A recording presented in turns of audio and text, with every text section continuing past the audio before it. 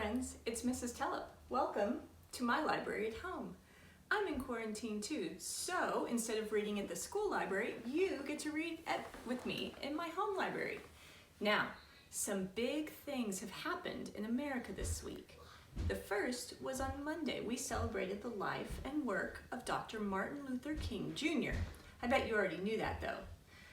And this book is called I Am Martin Luther King Jr. by Brad Meltzer. The second big thing that happened in America today is that today is the inauguration of a new president. Now, inauguration is a big word that means it's the beginning. It was the swearing-in ceremony and the beginning of the work of President Joe Biden and the very first female vice president. Vice President Kamala Harris, will go down in history as our first female vice president. And they today were swearing in and promising to do their best to lead the country in this very place where Dr. Martin Luther King gave his most famous speech. And now we're going to read about it. So, it says, I am Martin Luther King Jr.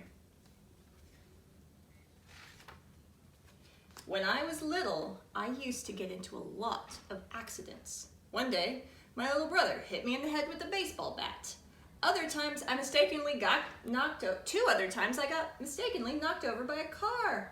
Another day, I tumbled down our banister, bounced through the open door, and into the basement. Whoa, says his brother, are you okay? I'm okay, he said. No matter how many times I fell, I kept getting back up. Now, even before I could read, I knew I liked books.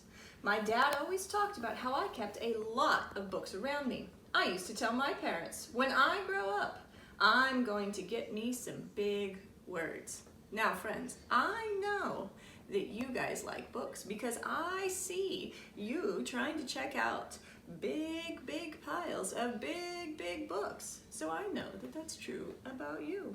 Now, there's power in words, and big words were in my future. They were certainly in his future, and I think they're in yours too.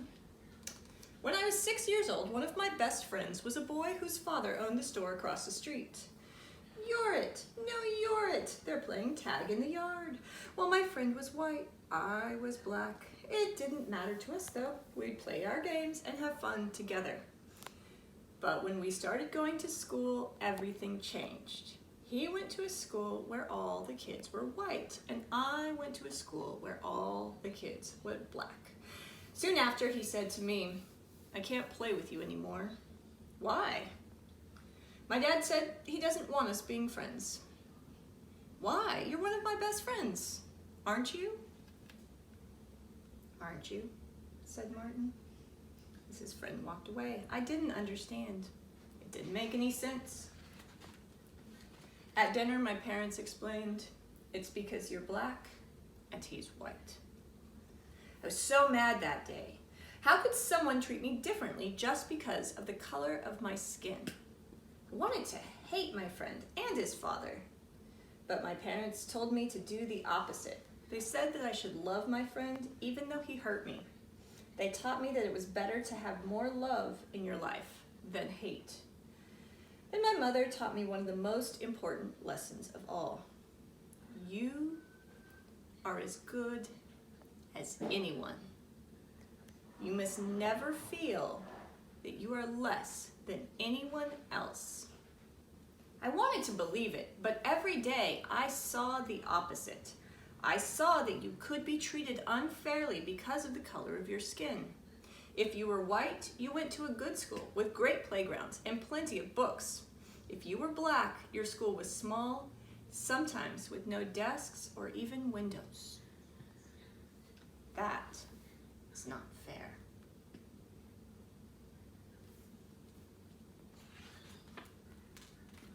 It wasn't just schools. Black people had to use different water fountains, different elevators, and even different bathrooms. In fact, on a hot day when everyone wanted ice cream, if you were white, you could sit at the counter and eat from a nice fresh dish. But since I was black, if they served me at all, it was through a side window. They put my ice cream in a flimsy paper cup. The little white girl says, "This ice cream is perfect." And Martin says, "This ice cream is melted." It got even worse when I was 14. I had just won a speech competition. My speech was about being fair to all people. I was so excited, but on the bus ride home, a few white people got on board. "You need to give up your seats to the whites," said the bus driver. At first I stayed put. This didn't seem fair. But my teacher convinced me to move, and we spent the rest of the ride standing and getting tossed in every direction. It was the angriest I'd ever been. Every day, this is what life was like.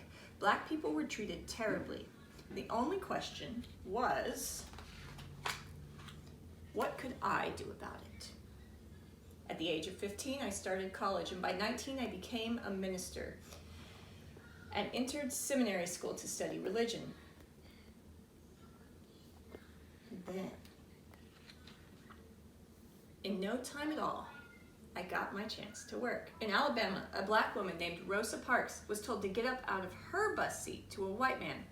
And it was just like what had happened to me. But unlike me, Mrs. Parks refused. She was arrested. And early the next morning, I got a call from a local community leader. "It's time to take a stand. We should boycott the buses so that everyone knows we won't accept this treatment anymore. You know it's not going to be easy. Do not ask if it's easy," Martin said. "Ask if it's right." And that began the Montgomery bus boycott, which means that they refused to get on the buses. And then the buses didn't have enough riders. And that began the start of the major civil rights movement for black people in America. Martin Luther King Jr. was at the head of it, and he spoke and he preached, and he was arrested because it wasn't easy.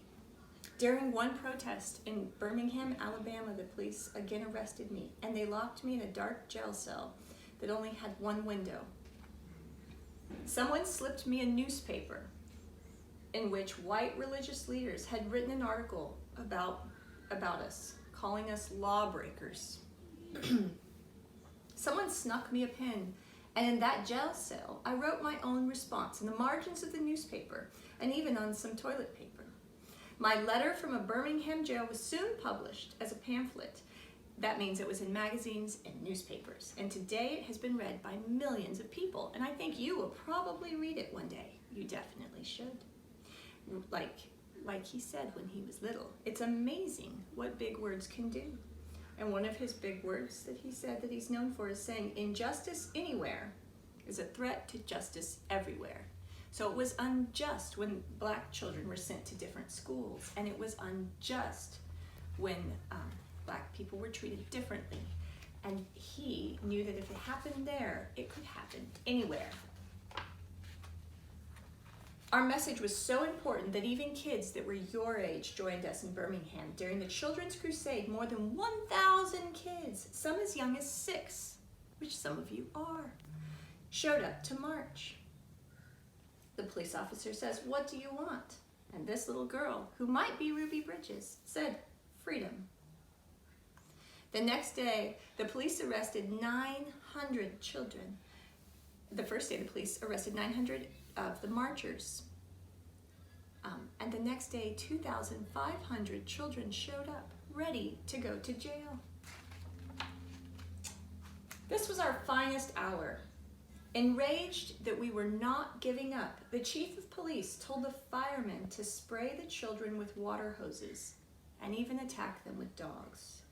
They thought it would stop us, but instead the whole country watched on TV what they were doing to children. And it was a wake-up call for America's conscience. How can they treat kids like that, people said. That's not right. We need to help them, people decided. And 90 days later, the rules began to change. Now blacks and whites in Birmingham were using the same lunch counters, water fountains, and restrooms, and buses. You could feel the change in the air. More change was coming. Freedom was contagious. And by the summer of 1963, an estimated 1 million Americans held their own protests in cities all across the country. A man named A. Philip Randolph suggested a massive march. If we march together peacefully, they won't be able to ignore us. Together, we can convince Congress and the President to pass laws so that no one in America is allowed to treat people differently because of the color of their skin. I like that idea, said Martin. Where should we have it? Well, there's only one place. Washington, D.C., at the monument that honors Abraham Lincoln, who freed the slaves. People came from every state. They came from nearly every form of transportation.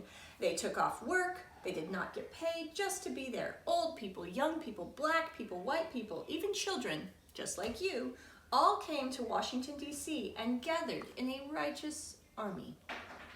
Why? Because they wanted change, and they knew that the surest way to change the world was to stand together. I'm happy to join with you today in what may go down in history as the greatest freedom demonstration for freedom in the history of our nation, said Martin. On August 28, 1963, I stood at the podium and spoke in what some later called my biggest words of all. This was the March on Washington for Jobs and Freedom. And the big words were this: I have a dream that my 4 little children will one day live in a nation where they are not judged by the color of their skin, but by the content of their character, by who they are, and not the color of their skin, how they look. I have a dream that one day little black boys and little black girls will be able to join hands with little white boys and little white girls as brothers and sisters. Let freedom ring from every mountainside. Let freedom ring. I'm Martin Luther King Jr. I stand for peace. I stand for justice. I stand to help others. I stand as a proof that no matter how hard the struggle, we must fight for what is right and work to change what is wrong. Whatever struggle you face, no matter how hard it gets, you must always move forward. A lot has changed since Martin Luther King Jr. gave that speech, but there's still more work to do, more work to make things just and free for everyone. Martin Luther King said, I am proof of this. If we rise up, if we stand together, if we remain united, nothing can stop our dream. And that, friends, is the story of Martin Luther King Jr.'s big words.